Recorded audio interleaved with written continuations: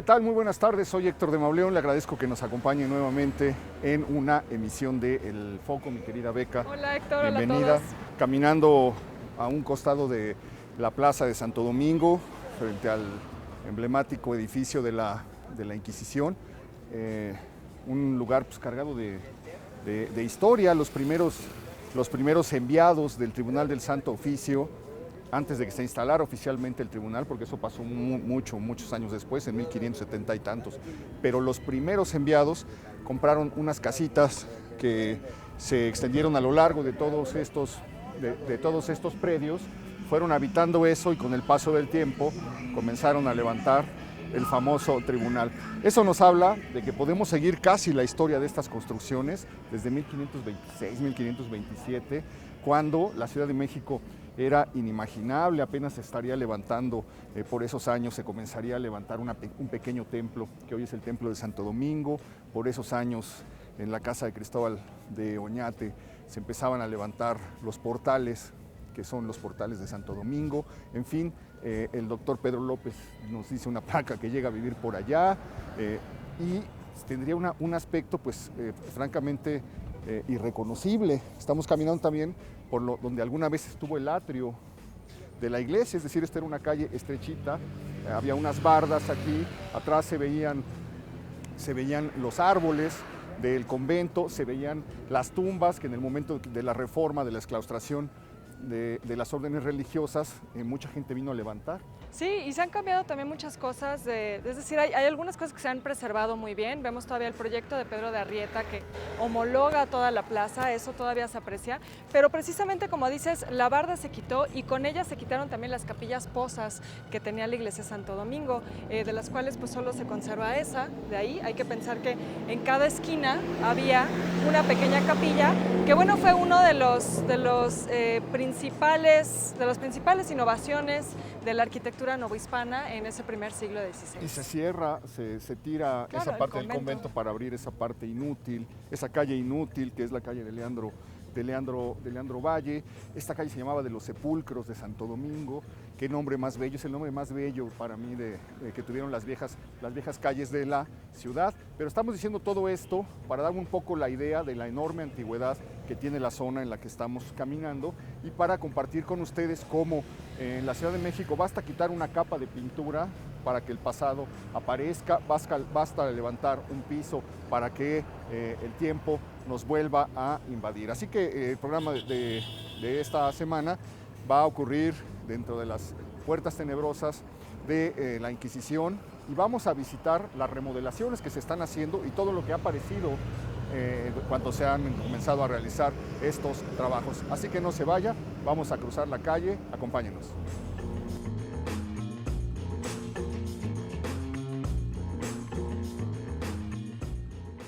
Y bueno, pues a la entrada de este escalofriante recinto, ya no tanto, ¿verdad? A mí me parece hermoso. No, sí, bellísimo, pero yo creo que no le parecía tan hermoso a la gente de la Nueva España. Bueno, a la población en general le parecía que era una institución que los protegía, pero evidentemente aquellos que entraban aquí sin saber por qué, pues seguramente era uno de los momentos más temibles, ¿no? Que habían experimentado en su vida. O todavía, ¿no?, peor, aquellos que sabían. Querida Nuria Galán, gracias por recibirnos. No, pues yo estaba pensando, imagínate, ahora que acaba de aparecer nuevamente el diario de Luis de Carvajal, ajá, El Mozo, que es una historia maravillosa porque el diario se lo robaron, la Inquisición lo decomisó, lo usaron como una prueba contra un señor en 1590 para probar que era judaizante, que rendía un culto secreto o contrario al catolicismo, y entonces usaron su diario, lo decomisaron y el diario quedó en los archivos de la Inquisición 3 siglos, 4 siglos. A principios del siglo XX, un investigador norteamericano lo solicitó en el Archivo General de la Nación y empezó a robarse hoja por hoja. Entonces arrancaba una hoja, se venía a correos, la metía en un sobre y le enviaba a una ciudad de Estados Unidos, y fue haciendo así, y las autoridades nunca se dieron cuenta, el descuido de siempre, hasta que desapareció. Entonces pasaron muchísimos años, y hace unos años una casa de subastas anunció en subasta el diario, y el director de la biblioteca del INA, del Museo de Historia, lo vio y dijo: oye, este es el diario perdido de Luis de Carvajal, y bueno, lo recuperó. Ese diario pues cuenta la historia de un personaje que entró aquí. Yo nada más de ver las torturas a las que fue sometido, uno se estremece. Lo pusieron en la parrilla de 9 de la mañana a 2:30 de la tarde, es decir, como carne al carbón, a fuego lento. Acabó denunciando a su mamá, a su hermana, y de ahí salió uno de los procesos más terribles de los que hay memoria, que es el de los Carvajal, donde se llevan a 60 y tantas personas, ¿no? Absolutamente toda la familia, y que en realidad también lo que revela es las intenciones que tenían a nivel político. El objetivo principal no era el personaje que tú mencionas, sino era su tío. El viejo. ¿No? Era el viejo. El fundador de lo que hoy es Nuevo León. Efectivamente, que en el momento en que se mete con los intereses del gobierno, pues él inicia un proceso sabiendo que no él, pero sí su familia conservaba las creencias pues antiguas, como decían, de Yahvé, ¿no? Pues a este señor que se hacía llamar Joseph Lumbroso, se cambió el nombre, se le considera el primer escritor judío de América, porque, y el primer mártir, uno de los... Oye, qué bonita imagen. Estamos viendo el palacio en los 20, ¿no? Así Imágenes es, de los 20 y de los 30. Cuando se rescata, ¿no? Y empieza como estos trabajos de restauración en la Escuela de Medicina. Ok, que es un poco el tema que nos está, porque nos podemos perder en muchísimas historias, porque son las historias que han acompañado este lugar. Yo, por ejemplo, no puedo entrar aquí sin pensar en Manuel Acuña y en Juan Díaz Covarrubias. Lo de Acuña es muy conocido, claro, que se suicida aquí. Poema de Ante un cadáver. Y el Nocturno a Rosario y todo esto. Rosario. Pero es menos conocido el caso de Juan Díaz Covarrubias, un escritor romántico que murió muy joven, vivió 20 o 22 años. Tuvo tiempo de afiliarse al Partido Liberal, de escribir en el siglo XIX, en las principales revistas, en publicar una novela, en publicar varios cuentos, pero él se metió a estudiar medicina, era de Veracruz, y se metió a estudiar medicina aquí, y en este momento, como estudiante de medicina, durmiendo en la misma celda en la que se iba a suicidar unos años después Acuña, él era el mismo inquilino de esa celda, el mismo, ¿cómo llamar?, a los estudiantes de medicina que dormían en un cuarto determinado. Se entera que está la balacera en Tacubaya del enfrentamiento entre liberales y conservadores. Se ponen de acuerdo los chavos y dicen, vamos a ayudar a los heridos, y salen todos los jóvenes médicos hacia ese lugar, y lo que encuentran es que ya perdieron los liberales la batalla. Leonardo Márquez, el Tigre de Tacubaya, sería conocido como el Tigre de Tacubaya, los detiene. Miguel Miramón ordena que fusilen a los oficiales, y Leonardo Márquez no solamente se lleva al paredón a los oficiales, sino a la gente que les ayudó a los liberales, entre ellos a los médicos, y los fusilan allá. De ahí sale esta historia conocida como los mártires de Tacubaya. Entonces es otra de las cosas que van poblando esto, y con esto quiero decir que a pesar de estar tan cargado de historia, querida Nuria, este es un edificio que no deja de revelar cosas. La ciudad no deja de mostrarnos su pasado. Bueno, las piedras son contenedores de memoria, y nuestra misión es rescatarlas y darlas a conocer. Actualmente el Palacio de la Escuela de Medicina, junto con la Facultad de Medicina y la Universidad Nacional, han emprendido una labor exhaustiva del rescate del patrimonio arquitectónico que tiene este maravilloso lugar. Y de los objetivos más importantes es el rescate de las misteriosas cárceles de la Perpetua. Que aparecieron, las cárceles secretas de la Inquisición. Así es. Ya habíamos entrado, ¿te acuerdas una vez que entramos aquí? Alguna vez entramos, y ahora vamos a ver el cambio radical en este proceso de rescate del inmueble, y vamos a conocer a las personas que han sido parte de este rescate. ¿Se sabe dónde estaba la celda, por ejemplo, de Acuña y eso? En el caso de los dormitorios de Acuña, estaban en lo que actualmente es el auditorio. Es otro espacio. Ajá. Aquí son las cárceles, si se dan cuenta ya es como el umbral, por aquí vamos a pasar. Por aquí entraban a la cárcel. Esta aquí se ve que hay una ventana tapiada, ¿qué sería? Todavía podemos encontrar ventanas tapiadas y algunas con celdas que mantienen sus rejas, que dan este aspecto carcelario. ¿Estas ¿no? rejas son ¿qué, originales? Aparentemente sí. Algunas de ellas son originales o son francamente antiguas, ¿no? Son muy antiguas. La manera en que están trabajadas, y hoy en día le conocemos a este patio como el patio de piedra, debido a que el muro tiene el material constructivo expuesto, aunque habría que pensar que en el pasado todos los muros estaban enlucidos, estaban cubiertos y no se podía revelar el material con el Es cual decir, esto estaban no formando. tenía este aspecto No tenía este probablemente aspecto, en no. el pasado. Tenía un No. acabado como de yeso, alguna cosa Así es, entonces ahora que ya pasemos a la zona de cárceles, vamos a ver ese tipo de acabado. Porque esto le da un aspecto como más siniestro, más Claro, más duro, ¿no? Más frío, ¿no? Y la pátina de la memoria, ¿no? Es Sí. como mucho más misterioso a lo que vamos a ver al interior, que en realidad encierra una de las historias pues más temibles, ¿no? Por aquí entraban, mira, está Los fantasmas de la por aquí entraban Inquisición. los reos. Aparentemente sí, por aquí, y podríamos decir que de manera simbólica su destino cambiaba radicalmente en el momento en que cruzaban este umbral. ¿Por qué? ¿Por qué? Porque prácticamente entraban sin la certeza de saber por qué habían entrado, o algunos sí, pero Casi ninguno. también sin la certeza de saber cuándo iban a salir. Y sí iban a salir. Y se iban a salir. En realidad a las cárceles se le conocía así, como la perpetua, aunque las condenas de por vida eran muy, muy raras. Salvo ¿Por qué? personajes como Guillén de Lampart, que estuvo 17 años, Claro. no se han encontrado estancias tan prolongadas, pero te iba la vida. Bueno, no, las sentencias, pero es que no sabías lo que podía llevar el juicio. Podían y el, llevar, y el juicio serían muy podía tardados. llevar muchísimo tiempo.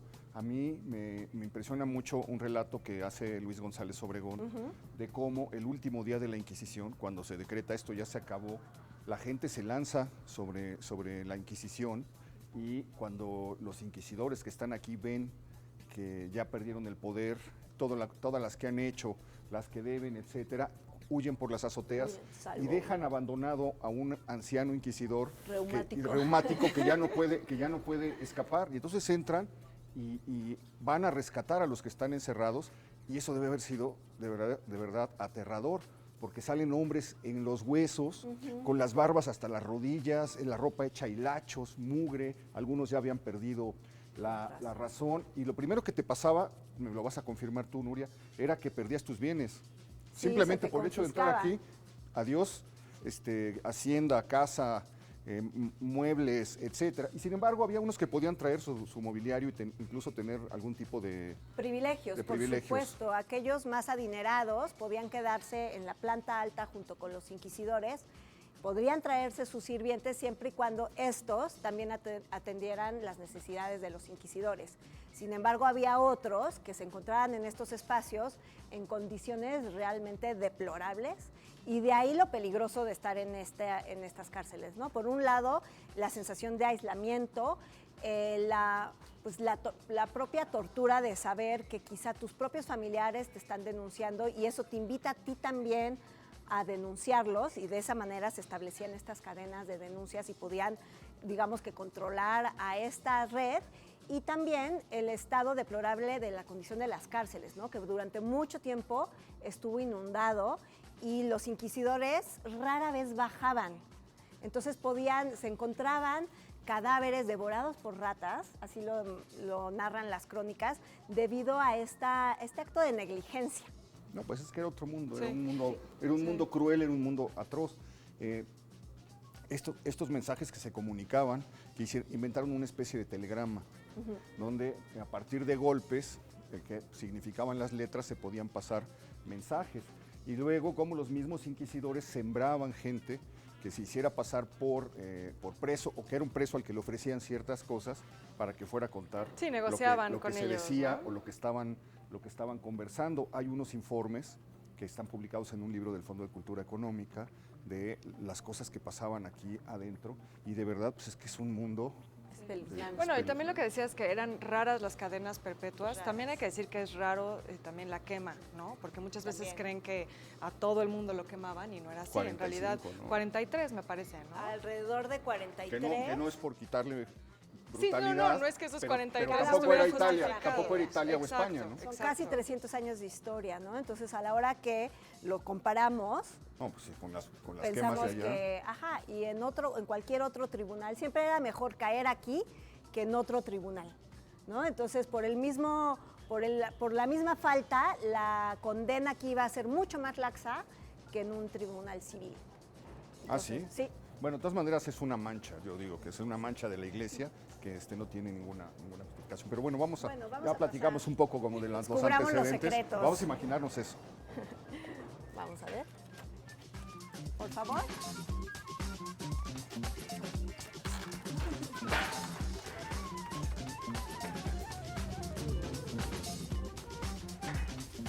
Pues estamos ya al interior de las cárceles de la Perpetua y nos tal, hemos Coral? ¿Cómo encontrado estás? Qué con gusto. la arquitecta Hola. Coral. Es- Ordóñez, Coral Ordóñez. Así es. Es quien está a cargo del rescate de este maravilloso espacio. ¿Por qué no nos platicas un poquito? Podemos caminar un poquito entre Sí, los si materiales. quieren, platicamos un poquito más Por aquí adelante. podían entrar, ¿era una entrada a la cárcel? Sí. ¿Era la entrada de la cárcel? No. No era la entrada de la cárcel. Las cárceles, como eran perpetuas, a propósito eran corazón de manzana. Ah, no, ok. no había un acceso directo. Los inquisidores Entraban entraban y por los reos. procesados, porque por ahí leí que la sala de juicios estaba en la parte de arriba. Sí, cambió de distintos lugares según la época, como cualquier edificio. Entonces se cree que muchas veces estaba en lo que ahora es la dirección del museo, que es la capilla en la planta baja, pero también se ha indicado en otros mapas, pues quizá en la planta alta, pero los espacios no estaban hechos como exprofesos para No, cierta no sabemos función. el potro y esas cosas en donde... ¿Por qué te ríes? No era tan, según yo no era tan sádica la Inquisición aquí en Pero México, sí tenían- ¿no? Como- sí. Tenía lo su que- manera sí. de sadismo. Sí. Sí, tenía Sí, el sí. potro No, sí era tenían un potro, y el está en potro los era el archivos, ¿no? instrumento de tortura más utilizado, nada más que no se ha encontrado vestigio alguno, porque también las cárceles También cambiaron de lugar. cambiaron de lugar y la arquitectura de las cárceles nunca fue una preocupación primaria hasta ciertos momentos de la historia. En el libro rojo hay un capítulo de Manuel Paino, me parece, no sé si Paino o Vicente Riva Palacio, que rescatan un proceso en donde está un personaje en el potro. Y es brutal porque el secretario va tomando nota de todo, entonces De todo lo que dice. dice, dele una vuelta. Entonces le pone, dele una vuelta, se da la vuelta y luego pone al acusado diciendo, ay, ay, ay, ay, ay, ay, ay. No, y Terrible, vas viendo la cómo van avanzando. Ya a la vuelta, transcripción a la vuelta instante. 16, el señor dice, pues ya digan qué quieren que ¿Qué diga, quieren ¿no? que diga? Pues sí, lastimosamente así Pero era bueno, la pero tortura ya nos física. desviamos un poco. ¿Por qué no nos platicas por ahí? Pues si quieren, mejor pasamos para allá. A ver, vamos. Pero sí, seguramente por aquí sí serían conducidos. Sí, o planta alta o por O acceso. por algún ajá, acceso interior. como dice Coral. Corazón Sí, de de hecho, manzana, este totalmente aislado. pasillo, o sea, este pasillo o este zaguán, sí hay como algunas descripciones arquitectónicas en la bibliografía como de la época que hablan de una como callejuela interior que dividía la parte del palacio de la parte como de penitenciaría y de las cárceles. Sí. ¿Esto qué es? ¿Qué era Estos fueron los asoleaderos de los reos. Hoy en día nosotros a este espacio le llamamos la sala hipóstila, debido a que lo único que se mantiene de pie son estas columnas. Ha sufrido varios procesos, Se ha pudieron haber tenido hecho varios cuartos propietarios. cuando fue la escuela de medicina o almacenes o alguna cosa así. Ajá, Pues, antes, ¿no? Antes, sí. Es que ya en el siglo XX aquí hubo una vecindad, muchos años. Y en conjunto con la parte como de las habitaciones, que era el patio de cárceles, que ahorita vamos a entrar, aquí se instalaron diversos talleres. Entonces incluso, o sea, todo esto nosotros en paralelo al proyecto hacemos una investigación histórica. Obviamente Nuria pues tiene mucha más, está mucho más enterada Sí, ya claro. Inmersa del en tema. ese Nosotros mundo. estamos haciendo Me nuestros- llama la atención que la piedra está como, voy a pasar por acá, Sí, nada más, cuidado. Ay, no, que está como trabajada, ¿no? Está labrada. Está labrada, ¿no?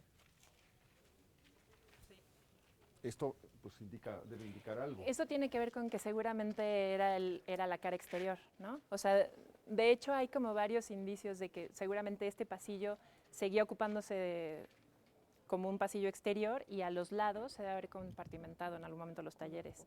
O sea, te habla un poco el labrado de las columnas, que las otras caras, como pueden ver, no están trabajadas. Te hablan un poco también los huecos que tú ves ahí, de que en algún momento tiene que haber habido unos canceles de madera o algunas rejas. También, por ejemplo, allá arriba ves un resto como de un balcón, entonces es muy probable. Y nosotros encontramos allá arriba un bañito, por ejemplo, ya muy del siglo XX, pero que sí te habla de que esto se circulaba por el centro, evidentemente, y se iban ocupando Ok. los ¿Y espacios. esto es, qué podrá ser, 18, 19? Finales del 19. Del 19. Ok, bueno, vamos a pasar hacia allá. Vamos.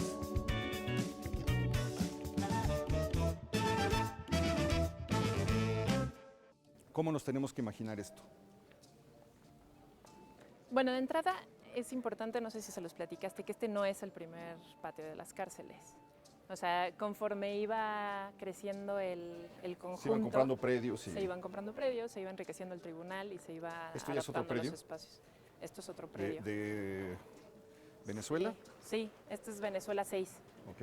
Y sabemos que en algún momento incluso llegó a abarcar hasta el 10, por lo menos hasta el 10 de Venezuela, y también hacia el norte, hasta la otra calle que hoy en día es Colombia, que era la calle de las Cocheras. Entonces, creo que el primer patio de cárceles era donde actualmente está el auditorio, que creo que ya lo conocen, que era el patio de los Naranjos, y en algún momento se extendieron para acá. Este sí es el patio más grande de cárceles que tuvo el conjunto. Ok. ¿Qué es lo que estamos viendo? Ahí hay un agujero. Estás viendo una bóveda que encontramos colapsada. Pero es el de parte del Pero sistema ese de es ventilación el para sistema, evitar la humedad. exacto.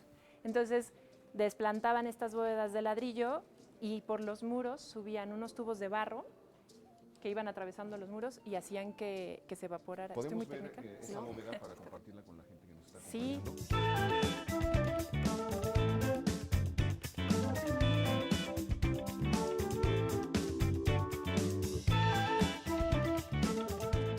Bueno, vamos a ingresar a la celda. Con cuidado. Sí. Si quieren, paso.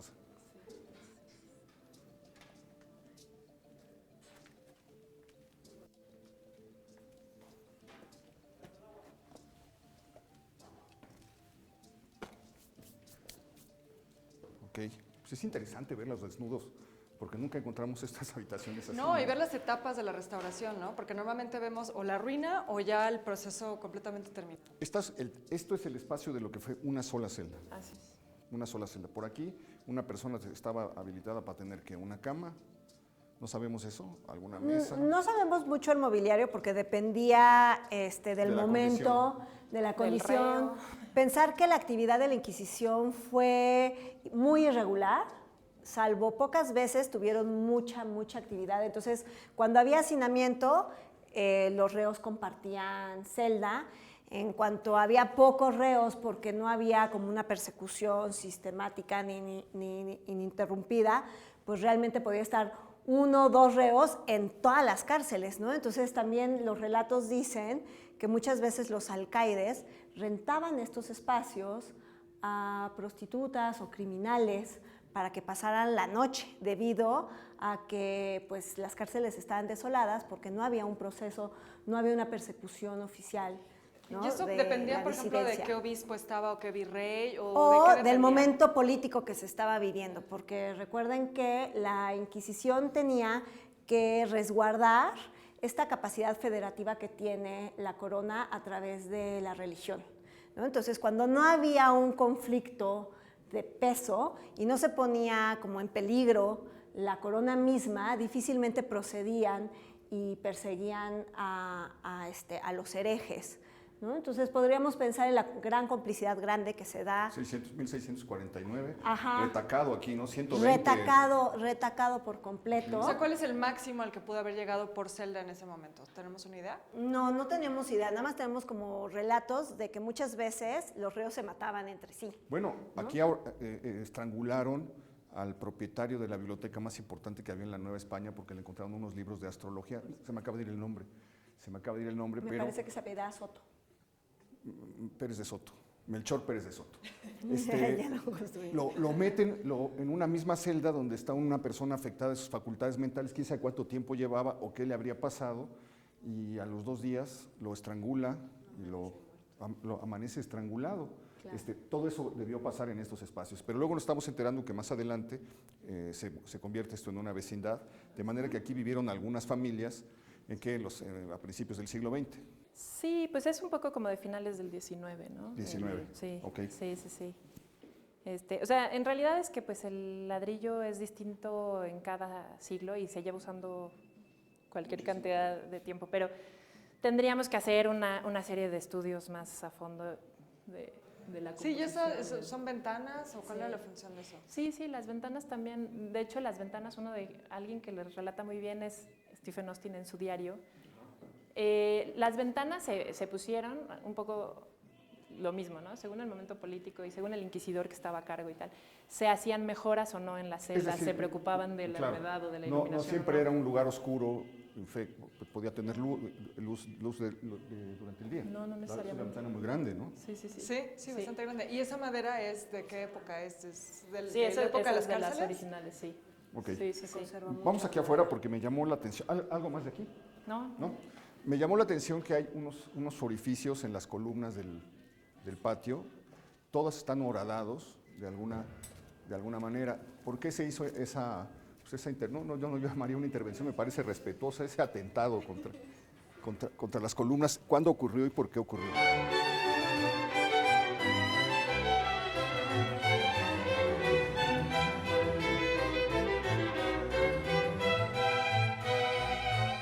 Son estos agujeros, ¿no?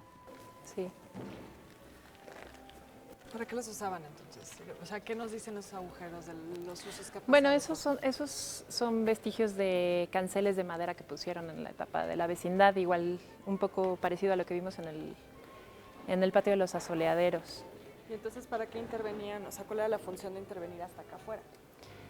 Pues un poco apropiarse de los pasillos y lograr que hubiera, o sea, cada vivienda se apropiaba de una parte de los pasillos. Para que no fuera solo el cuarto. Exacto, sí, exacto. Coral, Sí. ¿los restos de policromía crees que sean originales o se iban pintando? ¿Qué se rescataron en términos de tenemos color? de todo. ¿Cuál sería el color de las cárceles en términos originales? ¿Qué se usaría? Mucho del rojo De este eso, que ¿no? se... Ese color Ajá, sí. De todavía hecho conserva, ¿no? estos vestigios que ustedes alcanzan a ver Ajá. ya se mandaron a analizar y sí se hicieron las calas y se hicieron ya los análisis químicos y sí tenemos algo de la capa pictórica original. Y además en muchos documentos habla de un pardo que se usaba mucho en el las 18. cárceles. Ajá. ¿Y qué es Sí. grana cochinilla, chapopote o qué sería? No, tienen ya esa son información? pigmentos un poco más minerales. Ya.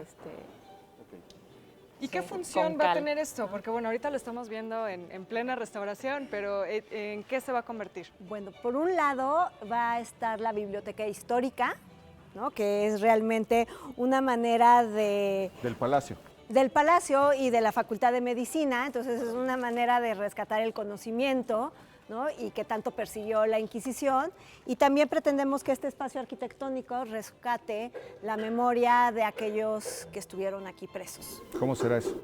Pues a manera de museo, ¿no? O sea, ok. utilizando como los medios y el lenguaje museístico para recrear espacios de reclusión, para rescatar la memoria, Y esto para lo van a narrar terminar ya las en historias. unos meses. En octubre pretendemos llevar a cabo aquí Algunos obras de casos teatro. famosos, cosas O sea, así, realmente abrir las puertas a un espacio que estaba destinado a ser encerrado, ¿no? Espero que O nos sea, inviten a ver cómo encierro. quedó, ¿no? Siempre. ¿Sí? Sí, por supuesto. Bueno, ¿por dónde seguimos? Vamos a Vamos de ver, regreso, ¿no? digamos que este es digamos que un edificio que está en proceso de restauración y vamos a visitar otros dos anexos que Coral y su equipo ya hizo la gran labor de rescatarlos, ¿no? Para ver el resultado final Muy de bien. estos esfuerzos. Bueno, vamos para allá.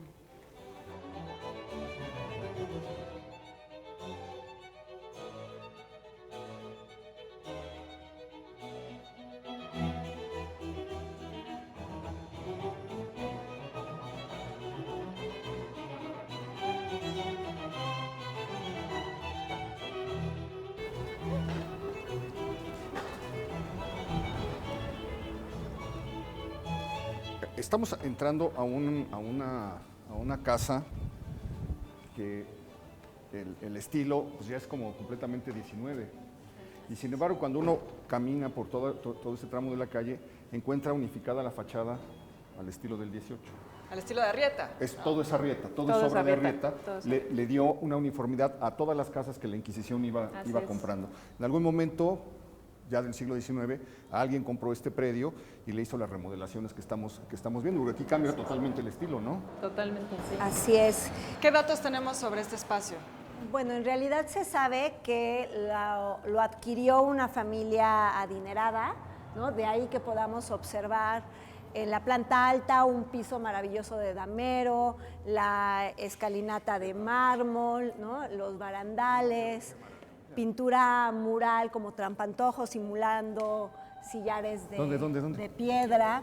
En las escaleras, en realidad no son piedras, ¿no? Es una pintura mural que descubrió Coral y su equipo. Ah, sí, ¿estaba cubierto? Sí, estaba cubierto. Está cubierto. El tema fue que después de los usos más nobles que comenta Nuri, más adelante esto fue de una fundación, y la fundación alquiló la casa durante casi todo el siglo XX a la SEP, y aquí se estableció un centro educativo de la SEP. De hecho, por eso se conoce como la secundaria.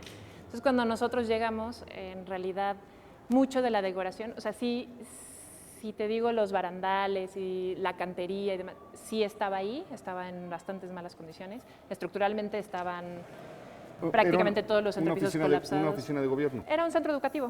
Un centro educativo. Bueno, pero hay muchos mitos en torno a los usos de anteriores, este espacio, ¿no? Del Entre 19. que fue la Inquisición y fue la secundaria, ¿qué sabemos de Claro, esta casa? también Coral nos narraba que al parecer habían vivido aquí, o se dice que habían vivido las hijas de Estamos Juárez. interrumpiendo una clase. ¿No? Efectivamente, actualmente el uso que se le da es del Departamento de Historia y Filosofía de la Medicina. ¿No? Entonces aquí llegan los estudiantes de la licenciatura en Medicina, llegan aquí a tomar sus clases de Historia y Filosofía, ¿no? Para rescatar la historia, ¿no? Y el pasado de su profesión en un maravilloso espacio. Ok. Entonces, entre los mitos o entre las, ¿qué serán? Rumores, ¿cómo lo podemos llamar? Los chismes. Cosas Pues no comprobadas. Sí, son datos que no algunas todas. están comprobadas y otras que implican una mayor investigación, ¿no? Y rastreo de archivo, Entonces, es que uno es que aquí vivieron las hijas de Juárez, se dice. ¿no? ¿no? Esa es una de los mitos. Efectivamente, y lo que sí se sabe es que la Secretaría de Educación Pública utilizó este espacio, rentó este espacio, y que inclusive cuando fue otorgado a la UNAM todavía se tardaron algunos años en desocupar la SEP, y la UNAM no tenía inconveniente de que así fuera, ¿no? Y creo que hasta Coral, 1989. Esto que estamos viendo estaba como lo que vimos hace unos momentos.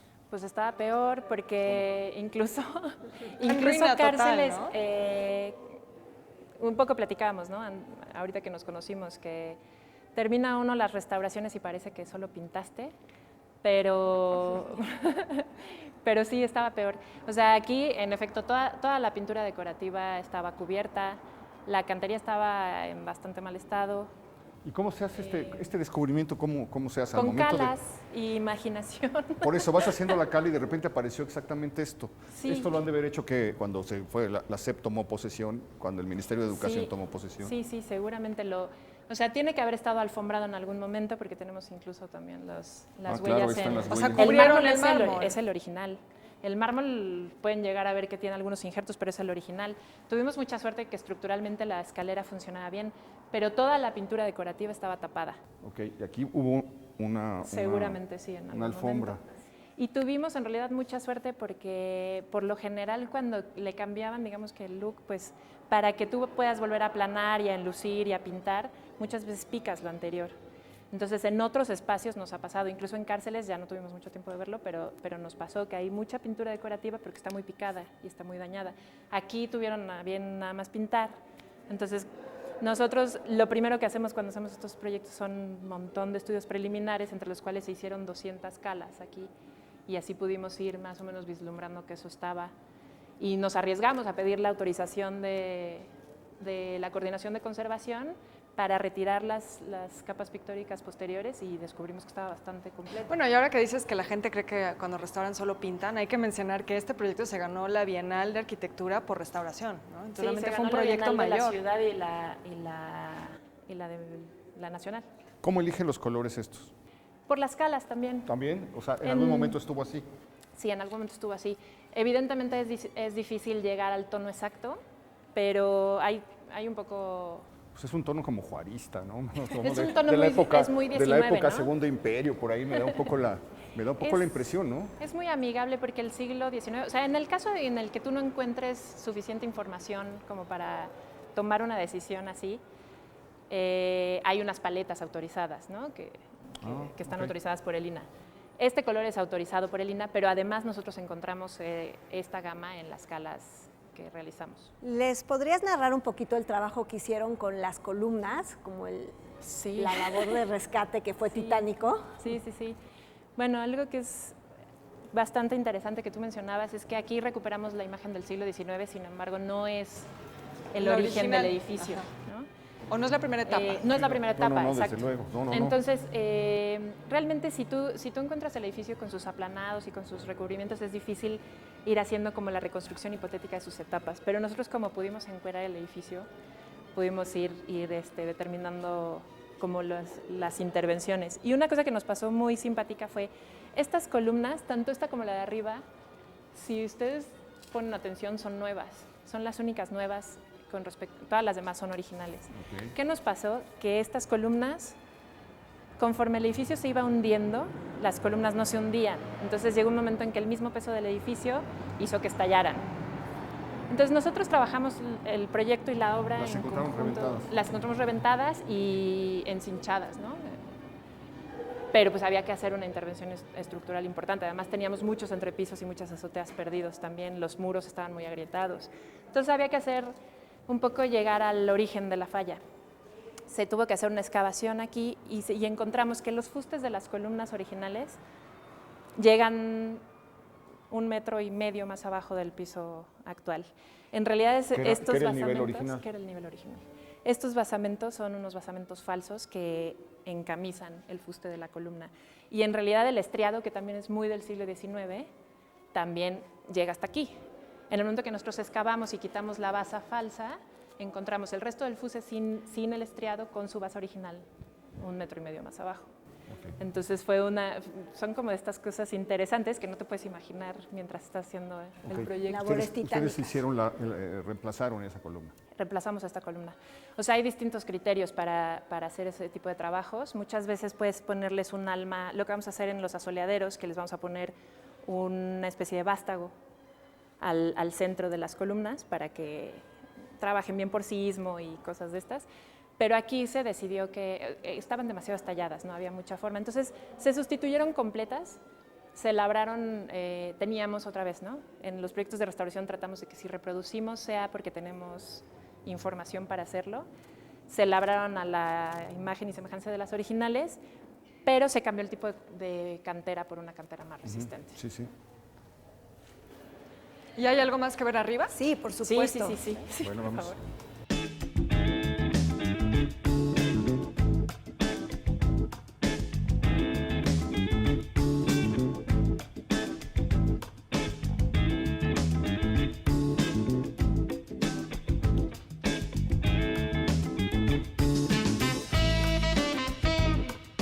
Bueno, ¿les parece que entremos al interior de este maravilloso espacio? Y vamos a poder observar cómo hay elementos decorativos que se conservaron y que igualmente Coral y su equipo los rescató.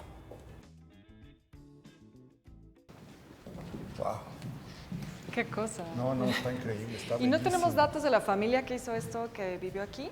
Pues posiblemente está indicado en el archivo de notarías. Te digo, todo se abre como esas posibilidades. Nosotros encontramos en el archivo del INDAVIN datos, pero claro que empiezan en el siglo XX. Entonces tenemos ahí una cierta lagunita. Pero sí se puede hacer. Pero Ahora, en el ¿cómo INDAVIN cómo tienen determinas inventarios. esto? Esto teníamos mucho de lo que ves es original. O sea, era muy impresionante entrar a estos espacios porque los muros, estos dos muros que dividen los tres espacios, que son muy del programa arquitectónico de la Casa del siglo XIX, estaban intactos a pesar de que los entrepisos ya se habían colapsado.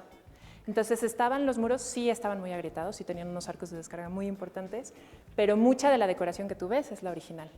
Había más daños, por ejemplo, en la decoración por el tipo de luminarias que habían puesto cuando la CEP, que por las fallas estructurales del edificio. O sea, este tapiz se conservó. Este tapiz, tapiz tenemos... El de allá. Tenemos, Ese es original. estos 3 paneles son originales y en ellos nos basamos para las reproducciones. Entonces, lo primero que hacemos, claro, toda esta filigrana ya es después de todo el trabajo de reestructuración, ya cuando estábamos vistiendo, nos basamos en estos para la reproducción del resto. Se hace primero muestras de los papeles que son más parecidos en gramaje, en textura y demás, y luego se hacen distintas impresiones.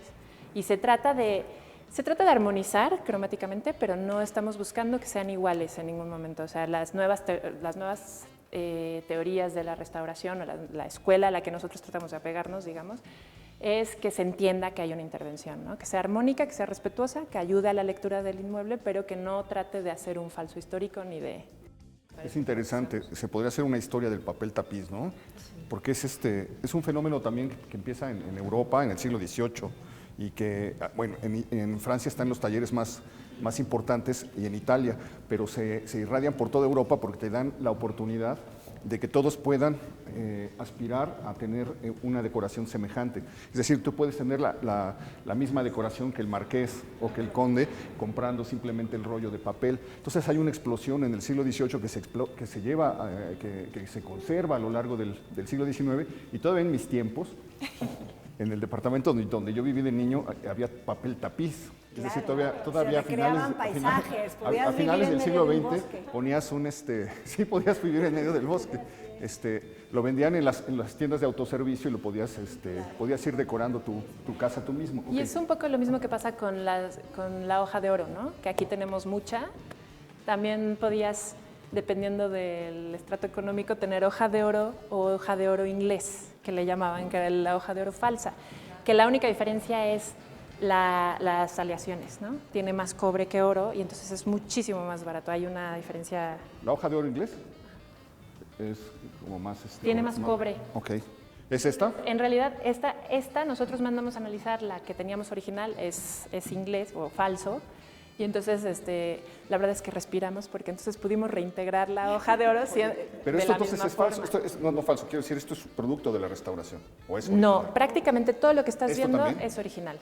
O sea, cuando yo te hablo de que restituimos secciones, por ejemplo, ¿qué te puedo decir? Las ménsulas. Todas las ménsulas que tú ves son originales menos 2. ¿Cuáles son? Luego. El cambio cromático. Están patinadas distinto, ¿no? O sea, no, pues la no se hoja alcanza de oro, a ver. después de aplicarlo, o sea, para que tú le des acabado a la hoja de oro, tiene una pátina posterior. Entonces, por ejemplo, eso sí se los puedo decir. Las cosas que tú ves un poquito menos patinadas, como estas, como la puerta, son las nuevas. Esas son las diferencias que tratamos de encontrar sin desarmonizar, digamos. Ahora, pero igual, digamos, el papel tapiz, la hoja de oro, aunque no sea la más cara, la más pero auténtica. Es histórica, o sea, no, pero un poco lo que nos habla es, por ejemplo, el trabajo de yeso, nos habla de una familia bastante acaudalada, bastante bien acomodada, ¿no? No, imagino. Oye, ¿y los espejos? Los espejos, uno es original y el otro no. También pueden preguntar cuál es. ¿Cuál es y por qué? O sea, lo que pasa es que, bueno, suena medio ridículo que les voy a decir, pero no hay forma de restaurar un... Este es el antiguo, este es el original.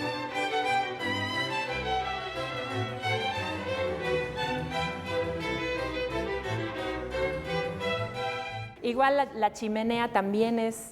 Todas las piezas son originales, la boca es original.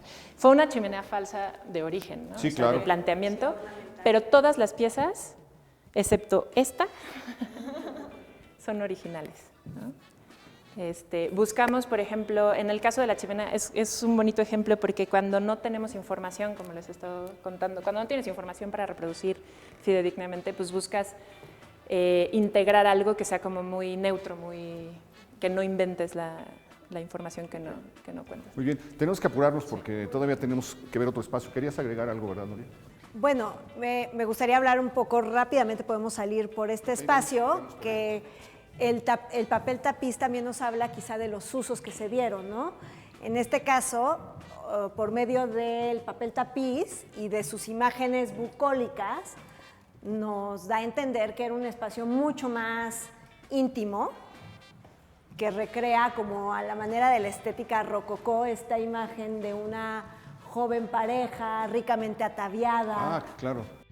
Y hay un camafeo también. Camafeo con el perfil de una mujer, de una niña, de una jovencita, ¿no? Entonces también nos habla de que ya para esta altura, ¿no?, la gente gozaba de los espacios, buscaba espacios confortables y que la propia decoración hablara de la función que cumplía, ¿no? Entonces le decimos el cuarto de la niña y ahí esa franja con la distinción de color es lo que Coral narraba, ¿no?, que dentro de estos criterios de restauración hay que dejar evidente las distintas intervenciones, o sea que el original es aquel que ha perdido un poco el color. Ajá, no, lo de y arriba, los colores más vivos es lo que se trabajó y que se restauró y que voluntariamente se dejó así expuesto para que se... ¿Hay manera de saber en qué año se colocaron?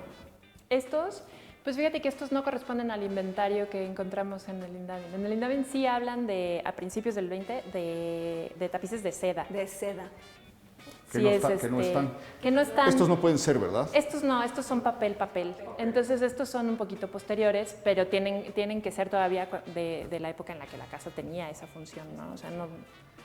Y, por ejemplo, lo que yo les platicaba, o sea, esas franjas precisamente que menciona Nuria tienen que ver con los daños que provocaron cuando estaba aquí la SEP, que ponían sus luminaria. gabinetes estos de... ¿no? ¿Cómo? Como una Ahí luz. estaban las luminarias, Las estas que son como luminarias, unas... las lámparas, ya Estas sé. cajas Claro. de aluminio, ¿no? Con el fluorescentes, vidrio. ¿no? Como- Sí. Ahora los invitamos a conocer el protomedicato, que es otro de los anexos, y para que se vean los cambios arquitectónicos y sobre todo decorativos. Vamos para allá.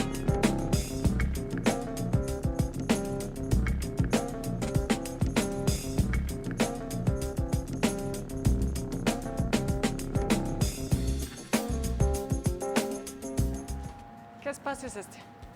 Nos encontramos al interior de lo que le llamamos el protomedicato, debido a que se cree que Pedro López, el primer protomédico, habitó este espacio y por lo tanto cumplía sus funciones como protomédico de esta ciudad. Cuéntanos un poco qué es un protomédico, ¿no? Porque quizás no todo el mundo Exactamente, esté el familiarizado. protomedicato es, el Tribunal del Protomedicato es una institución que regula la práctica médica. Podemos decir que es el antecedente a la escuela de medicina, ¿no? Entonces cumplía tanto funciones educativas como correctivas, como económicas. Como de evaluación.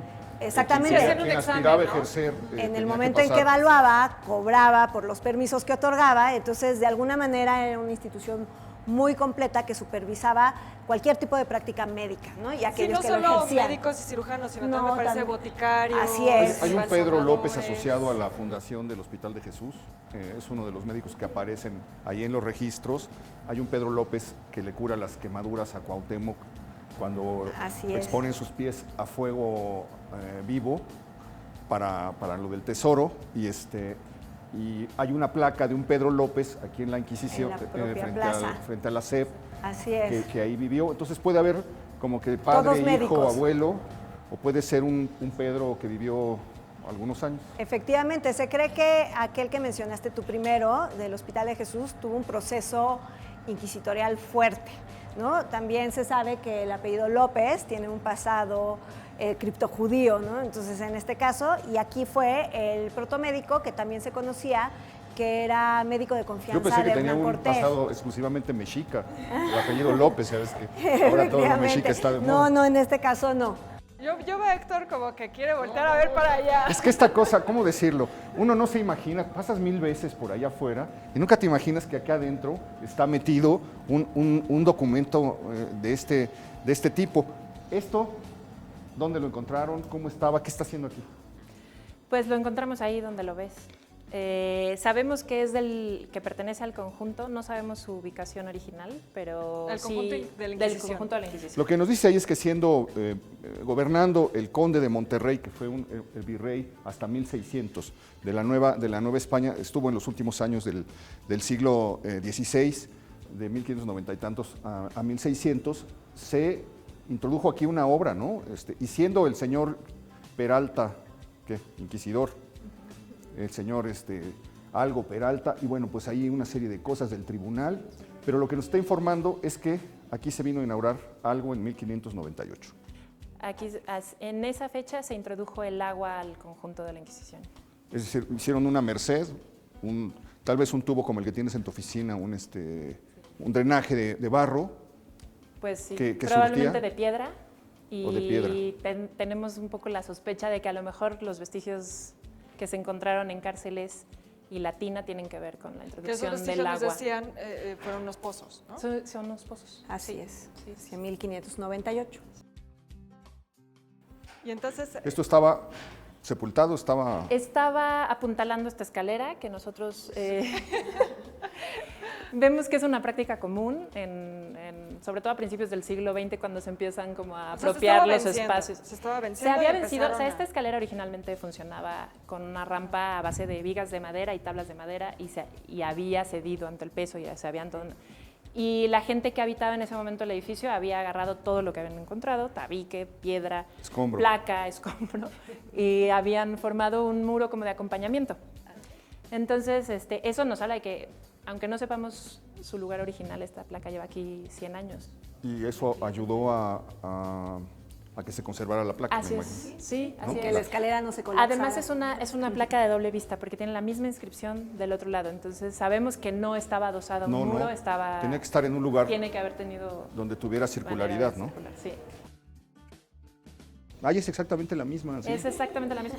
Y también vemos que tiene policromía, ¿no? Tiene todavía restos de pintura. Conserva los colores. Eso nos ayudó, el que tuviera doble cara nos ayudó, por ejemplo, a restaurarla. La única sección de la inscripción que se había faltaba. perdido Sí se ve ahí. se injertó y se pudo reproducir. Pero también la podríamos haber puesto con la otra cara expuesta, es un poco... Oye, pues qué maravilla. Mil gracias por habernos mostrado esto y por habernos Muchas recibido. gracias, Coral, y qué buen trabajo han hecho de restauración. Bienvenido siempre. Nuria, muchas gracias. Pues cuando acaben allá nos invitan otra vez para ver cómo, Claro. Por supuesto. cómo quedó. Espero que haya disfrutado este recorrido. Es increíble cómo la Ciudad de México, a pesar de su edad, sigue mostrando cosas, sigue enseñando cosas. Basta quitar algo, basta raspar un poquito la pintura de una pared para que aparezca algo relacionado con el pasado. Y bueno, pues esta es un poco la nueva vida de un edificio histórico. Muchísimas gracias por Gracias recibirnos. a ustedes. Gracias, espero que haya disfrutado este recorrido. Lo espero la próxima semana, ya lo sabe usted, aquí en El Foco.